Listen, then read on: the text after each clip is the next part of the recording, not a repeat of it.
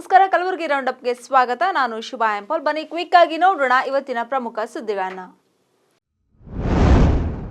ಮೂಲಭೂತ ಸೌಕರ್ಯ ಈಡೇರಿಸುವಂತೆ ಆಗ್ರಹಿಸಿ ಹಾಸ್ಟೆಲ್ ವಿದ್ಯಾರ್ಥಿಗಳು ತಡರಾತ್ರಿ ದಿಢೀರ್ ಧರಣಿ ನಡೆಸಿದ ಘಟನೆ ಕಲಬುರಗಿ ನಗರದ ಹಿಂದುಳಿದ ವರ್ಗಗಳ ಕಲ್ಯಾಣ ಇಲಾಖೆಯ ವತಿಯ ನಿಲಯದಲ್ಲಿ ನಡೆದಿದೆ. ಮೂಲಭೂತ ಸೌಕರ್ಯ ಈಡೇರಿಸುವಂತೆ ಒತ್ತಾಯಿಸಿ ಮಧ್ಯರಾತ್ರಿಯವರೆಗೂ ಜಿಲ್ಲಾ ಹಿಂದುಳಿದ ವರ್ಗದ ಕಲ್ಯಾಣ ಇಲಾಖೆಯ ಎದುರು ಪ್ರತಿಭಟನೆ ನಡೆಸಿದ ವಿದ್ಯಾರ್ಥಿಗಳು ಸೌಲಭ್ಯ ಕಲ್ಪಿಸದೆ ಬೇಜವಾಬ್ದಾರಿತನ ಮೆರೆಯುತ್ತಿರುವ ಹಾಸ್ಟೆಲ್ ವಾರ್ಡನ್ ಹಾಗೂ ಅಧಿಕಾರಿಗಳ ವಿರುದ್ಧ ಕಿಡಿಕಾರಿದರು. ದಾದಾ ಸಾಹೇಬ್ ಎನ್ ಮೂರ್ತಿ ಸ್ಥಾಪಿತ ಕರ್ನಾಟಕ ದಲಿತ ಸಂಘರ್ಷ ಸಮಿತಿ ಚಿತ್ತಾಪುರ ತಾಲೂಕು ನೂತನ ಸಮಿತಿಗೆ ಪದಾಧಿಕಾರಿಗಳ ನೇಮಕ ಮಾಡಲಾಯಿತು. ಚಿತ್ತಾಪುರ ಪಟ್ಟಣದಲ್ಲಿ ನಡೆದ ಸಭೆಯಲ್ಲಿ ಸಂಘಟನೆಯ ಜಿಲ್ಲಾಧ್ಯಕ್ಷ ಜಗನ್ನಾಥ್ ಬೀಜನಹಳ್ಳಿಕರ್ ಅವರ ನೇತೃತ್ವದಲ್ಲಿ ಚಿತ್ತಾಪುರ ತಾಲೂಕು ನೂತನ ಅಧ್ಯಕ್ಷರಾಗಿ ಅಮಲಯ್ಯ ಚೂರಿ, ಉಪಾಧ್ಯಕ್ಷರಾಗಿ ನರಸಪ್ಪ ಹೊಸಮನಿ, ಕಾರ್ಯದರ್ಶಿಯಾಗಿ ರಾಜು ಗುತ್ತಿದಾರ್, ಸಹ ಕಾರ್ಯದರ್ಶಿಯಾಗಿ ನಾಗಣ್ಣ ಮಹಾಮನಿ, ಸಂಘಟನಾ ಖಜಾಂಚಿಯಾಗಿ ಮಲ್ಲಿಕಾರ್ಜುನ ಕೊಲ್ಲೂರ್, ಖಜಾಂಚಿಯಾಗಿ ದಿನೇಶ್ ಸೂಗೂರ್, ಸದಸ್ಯರಾಗಿ ಆಲೂರ್ ಹಾಗೂ ಇತರರು ನೇಮಕ ಮಾಡಿ ಆದೇಶ ಹೊರಡಿಸಿದರು. ಕೂಲಿ ಸಮಾಜದ ಹಿರಿಯ ಮುಖಂಡ ಬಿಜೆಪಿ ನಾಯಕ ಅವ್ವಣ್ಣ ಮ್ಯಾಕರಿ ಅವರಿಗೆ ಬಿಜೆಪಿ ಜಿಲ್ಲಾಧ್ಯಕ್ಷ ಸ್ಥಾನ ನೀಡದ ಹಿನ್ನೆಲೆ ಆಕ್ರೋಶಗೊಂಡ ಕೂಲಿ ಸಮುದಾಯದ ಮುಖಂಡರು ಬಿಜೆಪಿ ಪಕ್ಷದ ವಿರುದ್ಧ ಹರಿಹಾಯ್ದಿದ್ದಾರೆ. ಈ ಕುರಿತು ಸುದ್ದಿಗೋಷ್ಠಿ ನಡೆಸಿ ಮಾತನಾಡಿದ ಕೂಲಿ ಸಮುದಾಯದ ಮುಖಂಡ ಪ್ರೇಮ್ ಕೂಲಿ ಅವರು, ಅವ್ವಣ್ಣ ಮ್ಯಾಕರಿ ಅವರು ಕೂಲಿ ಸಮುದಾಯದ ಪ್ರಭಾವಿ ನಾಯಕರಾಗಿದ್ದು, ಕಳೆದ ಎಪಿಎಂಎಲ್ಎ ಚುನಾವಣೆಯಲ್ಲಿ ಅಫ್ಜಲ್ಪುರ ಗುರ್ಮಿಟ್ಕಲ್ ಕ್ಷೇತ್ರದಲ್ಲಿ ಬಿಜೆಪಿ ಪಕ್ಷಕ್ಕೆ ಹೆಚ್ಚಿನ ಮತ ತಂದು ಕೊಡೋದಕ್ಕೆ ಶ್ರಮಿಸಿದ್ದಾರೆ. ಅಲ್ಲದೆ ಕಳೆದ ಬಾರಿ ಮ್ಯಾಕರಿ ಅವರಿಗೆ ಜಿಲ್ಲಾಧ್ಯಕ್ಷ ಸ್ಥಾನ ನೀಡುವುದಾಗಿ ಬಿಜೆಪಿ ನಾಯಕರು ಭರವಸೆ ನೀಡಿದರು. ಇದೀಗ ಮತ್ತೆ ಲಿಂಗಾಯತ ಸಮುದಾಯಕ್ಕೆ ಅಧ್ಯಕ್ಷ ಸ್ಥಾನ ನೀಡುವ ಮೂಲಕ ಬಿಜೆಪಿ ನಾಯಕರು ಮತ್ತೆ ಕೂಲಿ ಸಮುದಾಯಕ್ಕೆ ಅನ್ಯಾಯ ಮಾಡಿದ್ದಾರೆ ಎಂದು ದೂರಿದರು. ಇದಕ್ಕೆ ಅಂತ ಎಂಪಿ ಚುನಾವಣೆಯಲ್ಲಿ ಉಮೇಶ್ ಯಾದವ್ ಅವರೇ ಲೀಡ್ ಮಾಡಿ ಅವ್ರಿಗೆ ಎರಡು ಇದು ಪಟ್ಟಿದ್ರು. ಆ ಭಾಗದ ಉಸ್ತುವಾರಿ ಪಟ್ಟಿದ್ರು, ಮತ್ತೆ ಈ ಭಾಗದ ಉಸ್ತುವಾರಿ ಎರಡು ಕಡೆ ಉಸ್ತುವಾರಿ ಪಟ್ಟರು ಕೂಡ ಅಲ್ಲಿ ಆ ನಮ್ಮನ್ನು ಮಾಡಿ ತೋರಿಸಿದ್ದಾರೆ ಸರ್. ಅವ್ರ ಮತಗಳೇ ಹೆಚ್ಚು ಮಾಡಿ ತೋರಿಸಿದ್ದಾರೆ. ಈ ದಿನದಿಂದ ಈಗ ಏನು ಇದು ಪಕ್ಷ ಏನು ಇದು ಆಗೋಗಿದೆ ಅಂದ್ರೆ ಖಾಲಿ ಒಂದು ಸಮಾಜಕ್ಕೆ ಸೀಮಿತವಾಗಿದೆ ಅಂತ ನಾ ಹೇಳಕ್ ಇಷ್ಟಪಡ್ತೇವೆ ಸರ್. ಬಿಜೆಪಿ ಒಂದೇ ಸಮಾಜಕ್ಕೆ ಸೀಮಿತವಾಗಿದೆ ಅಂತಂದು ಹೇಳಕ್ ಇಷ್ಟಪಡ್ತೇವೆ. ಜರ್ಕಂತ ಬಿಜೆಪಿ ಪಕ್ಷ ಬೆಳಿಬೇಕಾದ್ರೆ ಹಿಂದುಳಿದ ವರ್ಗದವರಿಗೆ ಇದು ಕೊಡ್ಬೇಕು ಸರ್. ಸ್ಥಾನಮಾನ ಕೊಟ್ರೆ ಏನಾದ್ರೂ ಪಕ್ಷ ಮುಂದಿನ ದಿನಗಳಲ್ಲಿ ಮತ್ತೆ ಕಮಲ ಅರಳುತ್ತೆ. ಇಲ್ಲಿ ಗುಲ್ಬರ್ಗ ಜಿಲ್ಲೆ ಒಳಗೆ ಏನಾದ್ರೂ ಹಿಂದುಳಿದ ವರ್ಗದವರಿಗೆ ಸ್ಥಾನಮಾನ ಯಾವುದೇ ಆಗಲಿ ಸರ್. ಇವತ್ತು ನೋಡ್ಬೇಕಾದ್ರೆ ನಮ್ಮ ಕೂಲಿ ಸಮಾಜದವರು ಸುಮಾರು ಒಂದು ತಾಲೂಕಿನಲ್ಲಿ 50,000ಕ್ಕಿಂತ ಹೆಚ್ಚು ನಾವು ಮತದಾರಿದ್ದೇವೆ ಸರ್. ನಾವು 50,000ಕ್ಕಿಂತ ಹೆಚ್ಚು. ಒಂದು MP ಆಗ್ಬೇಕಾದ್ರೆ ಕೂಲಿ ಸಮಾಜ ಓಟ್ಬೇಕು ಸರ್. ಒಂದು MP ಆಗೋ ಕೂಡ ಕೂಲಿ ಸಮಾಜ ಓಟ್ ಸರ್. ಒಂದು MLA ಆಗ್ಬೇಕಂತಂದ್ರೆ ಕೂಲಿ ಸಮಾಜ ಓಟ್ ಸರ್. ಅಂತಂದು ನಾವು ಪತ್ರಿಕಾ ಯಾಕೆ ಒಂದ್ ಸ್ವಲ್ಪ ಮನಸ್ಸು ನೋವಿನಿಂದ ನಾವು ಮಾಡ್ತಾ ಇದ್ದೇವೆ. ಯಾಕಂದ್ರೆ ಬಿಜೆಪಿ ಪಕ್ಷಗೋಸ್ಕರ ಸುಮಾರು 20-30 ವರ್ಷಗಳ ಕಾಲ ಐತೆ ಸರ್. ನಿಷ್ಠಾವಂತರಾಗಿ ಅವರು ಸೇವೆಯನ್ನು ಸಲ್ಲಿಸ್ತಾ ಇದ್ದಾರೆ ಪಕ್ಷಕ್ಕೆ. ನಾವು ಸಾಮೂಹಿಕವಾಗಿ ಸರ್ MP ಚುನಾವಣೆ ಟೈಮ್ನಲ್ಲಿ JDS ಕಾಂಗ್ರೆಸ್ ಕಡೆ ಇದ್ದವ್ರು ಕೂಡ ಇವತ್ತು ಅವ್ವಣ್ಣ ಮ್ಯಾಕರಿ ಅವರು ಅಂದ್ರೆ ನೋಡು ಇದು ಮಾಡಬೇಕು, ಈ ಸಲ ಏನಿಲ್ಲ ನಮ್ಗೆ ಬಿಜೆಪಿ ಇದು ಮಾಡ್ಬೇಕಂತ ನಾವೆಲ್ಲ ಏನ್ ಮಾಡಿದ್ರು ಸರ್. ಕಾರ್ಯಕರ್ತರು ಬಿಜೆಪಿ JDS ಇನ್ನಿತರ ಪಕ್ಷದಲ್ಲಿ ಇದ್ದವರೆಲ್ಲ ಸಾಮೂಹಿಕವಾಗಿ ರಾಜೀನಾಮೆ ಕೊಟ್ಟು ನಾವು ಬಿಜೆಪಿಗೆ ಸೇರ್ಪಡೆ ಆಗಿದ್ದೇವೆ ಸರ್. ನಾವು ಇವಾಗ ಅವ್ವಣ್ಣ ಮ್ಯಾಕರಿ ಅವರಿಗೆ ಅವ್ರು ಹೇಳಿ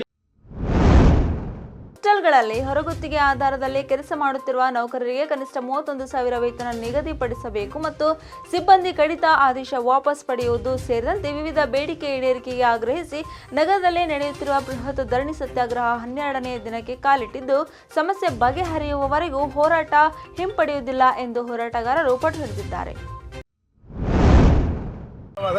ಬೇಡಿಕೆಗಳಿಗಾಗಿ ಒತ್ತಾಯಿಸಿ ಕಳೆದ 12 ದಿನಗಳಿಂದ ಜಿಲ್ಲಾಧಿಕಾರಿಗಳ ಕಚೇರಿ ಎದುರೇ ಇವತ್ತು ಧರಣಿ ನಡೀತಾ ಇದೆ. ಆದರೆ ಜಿಲ್ಲಾಡಳಿತ ಅದ್ರ ಬಗ್ಗೆ ಗಮನನೇ ಹರಿಸ್ತಾ ಇಲ್ಲ, ಏನೂ ಇಲ್ಲ. ಪೂರಾ ಅವ್ರಿಗೇನು ಗೊತ್ತಿಲ್ಲದಂಗೆ ಇರ್ತಾರೆ. ಮೊನ್ನೆ 25ನೇ ತಾರೀಕಿಗೆ ಮಾನ್ಯ ಉಸ್ತುವಾರಿ ಸಚಿವರಾದ ಪ್ರಿಯಾಂಕ ಖರ್ಗೆ ಅವರ ಹತ್ರನೂ ಕೂಡ ಮನೆಗೆ ಹೋಗಿ ನೂರಾರು ಮಂದಿ ಹೆಣ್ಮಕ್ಳು ಹೋಗಿ ಮಾತಾಡಿದ್ರು. ಅವ್ರು ಹೇಳಿದ್ರೆಲ್ಲ ಸಮಸ್ಯೆ ಇದ್ದಿದ್ದು ನಿಜನೇ, ಆದರೆ ಅದ್ರ ಬಗ್ಗೆ ಚರ್ಚೆ ಮಾಡಬೇಕಂತ ಟೈಮ್ ಬೇಕಾಗ್ತದೆ ಅಂದ್ರೆ ಈ ಒಂದು ಹಾಸ್ಟೆಲ್ ಹೊರಗುತ್ತಿಗೆ ನೌಕರರ ಮ್ಯಾನ್ ಪವರ್ ಏಜೆನ್ಸಿ ಶೋಷಣೆ, ಬಾಕಿ ವೇತನ ಕಡಿಮೆ ವೇತನ ಹಾಕ್ತಿದ್ದ ಬಗ್ಗೆ ಹಲವಾರು ಸಲ ಗುಲ್ಬರ್ಗದಲ್ಲಿ ಹೋರಾಟ ನಡೆದು ಪೂರಾ ಸರ್ಕಾರ ಗಮನಕ್ಕೆ ಸೆಳೆದಿದೆ. ವಿಧಾನಸೌಧಕ್ಕೆ ಬಿಸಿ ತಟ್ಟದು. ಆದರೆ ಇಲ್ಲಿಂದಲೇ ಖರ್ಗೆ ಅವ್ರಿಗೆ ಹೆಂಗೆ ಗೊತ್ತಾಗಲಿಲ್ಲ ಈ ಸಮಸ್ಯೆ. ಇದು ಗೊತ್ತಿಲ್ಲಪ್ಲೆ ಖರ್ಗೆ ಅವ್ರನ್ನೂ ಇರ್ತಾರೆ, ಈ ಕಡೆ ಒಂದು ಕಡೆ ಜಿಲ್ಲಾಧಿಕಾರಿ ಇರ್ತಾರೆ, ಜಿಲ್ಲಾ ಪಂಚಾಯತ್ CO ಇರ್ತಾರೆ. ಮೊನ್ನೆ ನಾವು ಜಿಲ್ಲಾ ಪಂಚಾಯತಿಗೆ ಹೋಗಿ ಶಿವರಿಗೆ ಹೇಳಿದ್ವಿ, ನಮ್ಮ ಬಾಕಿ ವೇತನ ಬಿಡುಗಡೆ ಆಗ್ಯದ, ನಿಮ್ಮ ಜಿಲ್ಲಾ ಪಂಚಾಯತ್ನಿಂದ ಕೆಳಗೆ ಬಿಡುಗಡೆ ಆಗ್ತಾಯಿಲ್ಲ ಅಂತ ಕೇಳಿದೆವು. ನಿಮ್ಮಲ್ಲಿ ಯಾಕೆ ಅಂತಂದ್ರು, ನಿಮ್ಮಲ್ಲಿ ಅಕೌಂಟೆಂಟ್ ಯಾರೂ ಸರಿ ಇಲ್ಲ, ದುಡ್ಡು ಕೇಳ್ತಾನಂತ, ಮತ್ತು ದುಡ್ಡು ಯಾರು ಕೊಡ್ಬೇಕು ಅದಕ್ಕಂತ ಹಿಂಗೆ ಕೇಳಿದೆವು. ಕೇಳಿದಾಗ ಅವ್ರಂದರು ಅಕೌಂಟೆಂಟ್ ಭ್ರಷ್ಟನ, ಮತ್ತು ಯಾರು ಭ್ರಷ್ಟ ಯಾರಿಲ್ಲ ಹೇಳ್ರಿ ಅಂತ ನನಗೆ ಉಲ್ಟಾಗಿ ಕೇಳಿದ್ರು. ಅಂದ್ರೇನು, ಭ್ರಷ್ಟಾಚಾರ ನಡೆದಿದ್ದು ನಿಜನೇ ಅಂತ ಸಿಒನೇ ಒಪ್ಕೊಂಡಂಗೆ, ಎಲ್ಲರೂ ಭ್ರಷ್ಟರೇ, ಯಾರು ಒಳ್ಳೆಯವರಿಲ್ಲ ಅಂತ ಮಾತು ಹೇಳಿದ್ರು. ಆದ್ರೇನು ಇಡೀ ಇವತ್ತು ಜಿಲ್ಲಾಡಳಿತ ಭ್ರಷ್ಟಾಚಾರದಲ್ಲಿ ಮುಳುಗ್ಯದ. 2 ವರ್ಷಗಳಿಂದ ಕೆಲಸ ಮಾಡ್ತಾ ಇದ್ದೀವಿ. ಮುಂಜಾನೆ 6 ಗಂಟೆ ಒಂದು ಹೋದೆ ಅಂದ್ರೆ ಸಂಜೆ 9 ಗಂಟೆಗೆ ಬರ್ತೀವಿ.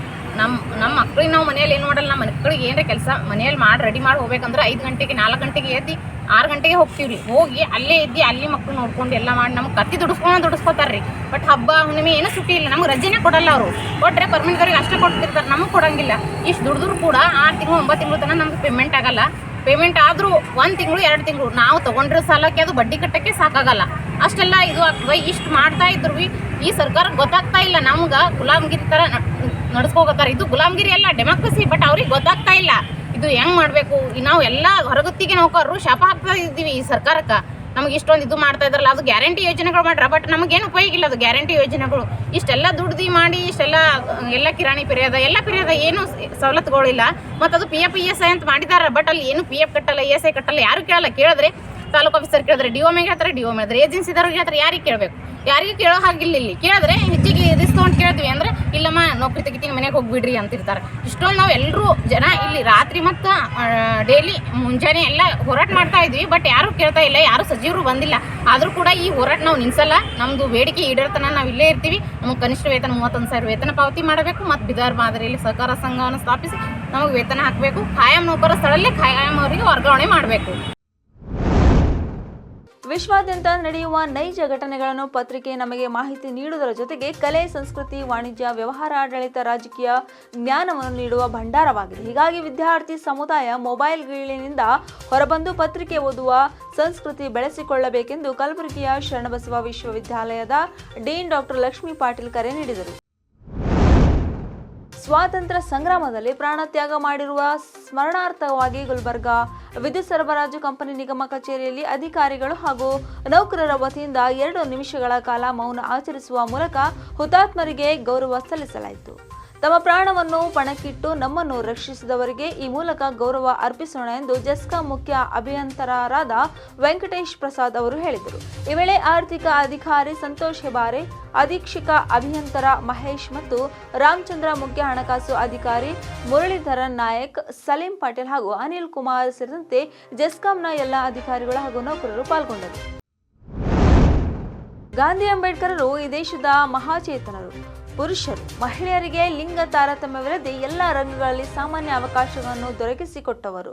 ಶೋಷಿತರಿಗೆ, ಮಹಿಳೆಯರಿಗೆ, ಕಾರ್ಮಿಕರಿಗೆ ಮತ್ತು ಶ್ರೀಸಾಮಾನ್ಯರಿಗೆ ಸಾಮಾನ್ಯ ಸ್ವಾತಂತ್ರ್ಯ ಮತ್ತು ಹಕ್ಕುಗಳನ್ನು ನೀಡಿ ಗೌರವದ ಬದುಕನ್ನು ಕಟ್ಟಿಕೊಳ್ಳುವ ಸುವರ್ಣ ಅವಕಾಶ ಕಲ್ಪಿಸಿದವರು ಎಂದು ಹೈದರಾಬಾದ್ ಉಸ್ಮಾನಿಯಾ ವಿಶ್ವವಿದ್ಯಾಲಯ ಕನ್ನಡ ವಿಭಾಗದ ಮುಖ್ಯಸ್ಥ ಮತ್ತು ಪ್ರಾಧ್ಯಾಪಕ ಪ್ರೊಫೆಸರ್ ಲಿಂಗಣ್ಣ ಗೋನಾಲ್ ಹೇಳಿದರು. ನಗರದ ಬುದ್ಧ ವಿಹಾರ ಆವರಣದ ಪಾಲಿ ಸಂಸ್ಥೆಯಲ್ಲಿ ಕಲಬುರಗಿ ವಿಭಾಗದ ಮಟ್ಟದ NSS ವಿಭಾಗೀಯ ನಾಯಕತ್ವದ ಶಿಬಿರದಲ್ಲಿ ಗಾಂಧಿ ಅಂಬೇಡ್ಕರ್ ವಿಚಾರಗಳ ಪ್ರಸ್ತುತತೆ ಎಂಬ ವಿಷಯದ ಮೇಲೆ ಅವರು ವಿಶೇಷ ಉಪನ್ಯಾಸ ನೀಡಿದರು. ಸಮಾಜದಲ್ಲಿ ಶೋಷಣೆ, ಬಡತನ, ಅನ್ಯಾಯವನ್ನು ತಡೆಯಲು ಕ್ರಾಂತಿಯೇ ಪರಿಹಾರ ಎಂಬ ಭಾವನೆಯನ್ನು ಯುವಕರಲ್ಲಿ ಬಿತ್ತಿದ ನಕ್ಸಲೀಯರು ಅವರ ಕೈಗೆ ಬಂದೂಕು ಕೊಟ್ಟು ಹಾದಿ ತಪ್ಪುವಂತೆ ಮಾಡಿದರು. ಇದರ ಪರಿಣಾಮ ಎಷ್ಟೋ ಯುವಕರು ಜೈಲಿನಲ್ಲಿ ಕೊಳೆಯುವಂತಾಗಿದೆ ಎಂದು ರಾಷ್ಟ್ರೀಯ ಸ್ವಯಂ ಸೇವಕ ಸಂಘದ ಸರ್ಕಾರವಾಹ ದತ್ತಾತ್ರೇಯ ಹೊಸಬಾಳೆ ಬೇಸರ ವ್ಯಕ್ತಪಡಿಸಿದರು.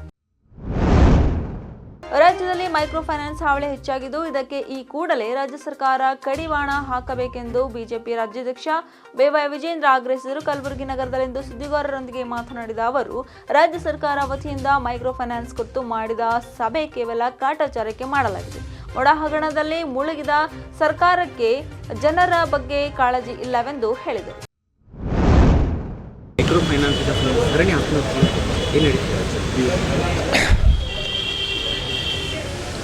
ಈ ರಾಜ್ಯದಲ್ಲಿ ಒಂದು ಪಕ್ಷ ಅಧಿಕಾರದಲ್ಲಿದೆ, ರಾಜ್ಯದಲ್ಲಿ ಮುಖ್ಯಮಂತ್ರಿಗಳಿದ್ದಾರೆ ಅನ್ನೋ ಭಾವನೆ ಯಾರಿಗೂ ಕೂಡ ಬರ್ತಾ ಇಲ್ಲ. ಆಡಳಿತ ಪಕ್ಷ ಶಾಸಕರಿಗೂ ಅನ್ನಿಸ್ತಾ ಇಲ್ಲ, ಅಭಿವೃದ್ಧಿಗೆ ಹಣ ಕೊಡ್ತಾ ಇಲ್ಲ. ದಿನನಿತ್ಯ ಹೊತ್ತು ರಾಜ್ಯದಲ್ಲಿ ಆಗ್ತಾ ಇರ್ತಕ್ಕಂಥ ಘಟನೆಗಳು, ವಿಶೇಷವಾಗಿ ಮೈಕ್ರೋ ಫೈನಾನ್ಸಿಂಗಲ್ಲಿ ಎಲ್ಲ ಜಿಲ್ಲೆಗಳಲ್ಲೂ ಕೂಡ ಇದು ಸಮಸ್ಯೆ ಉಲ್ಬಣ ಆಗಿದೆ. ಅವರ ಒಂದು ಆರ್ಭಟ, ಕಿರುಕುಳ, ಆ ಬಡವರ ಮೇಲೆ, ಏನು ಬಡವರು ಸಂಕಷ್ಟದಲ್ಲಿದ್ದಾಗ ಲೋನ್ ತೊಗೊಂಡಿರ್ತಾರೆ, ಆದರೆ ಈ ರಾತ್ರಿ ಮಧ್ಯರಾತ್ರಿ ಹೋಗೋರನ್ನ ಎದುರಿಸ್ತಕ್ಕಂಥದ್ದು, ಬೆದರಿಕೆ ಆಗ್ತಕ್ಕಂಥದ್ದು, ಇದು ಆತ್ಮಹತ್ಯೆಗಳು ಕೂಡ ನಡೀತಾ ಇರ್ತಕ್ಕಂಥದ್ದು. ಇದು ರಾಜ್ಯದ ಮುಖ್ಯಮಂತ್ರಿಗಳು ಗಂಭೀರವಾಗಿ ತೆಗೆದುಕೊಳ್ಬೇಕು.